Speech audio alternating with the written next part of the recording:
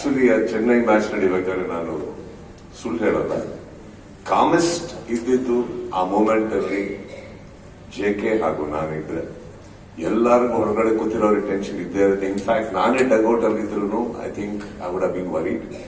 But I guess ತುಂಬಾ ಒಳ್ಳೆ platform ಆಗಿತ್ತು and I believe in JK a lot.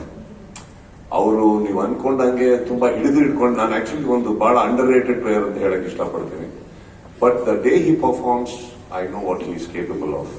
And ನಂದೊಂಥರ ತುಂಬಾ ರಿಲೈ ಆಗುವಂತ, ತುಂಬಾ I can rely on any time, keeping aside all the other talents. ನಾನು ಹೇಳ್ತಾ ಇರೋದು ಒಂದು, ಎಷ್ಟೇ ಸ್ಕೋರ್ ಬೇಕಿದ್ರು ಈ ಓವರ್ ಬೇಡ, ಈ ಓವರ್ 8 ರನ್, ಈ ಓವರ್ 10 ರನ್, ಈ ಓವರ್ ಇಷ್ಟೇ ಸಾಕು, ಇಷ್ಟೇ ಸಾಕು, ಇಷ್ಟೇ ಸಾಕು.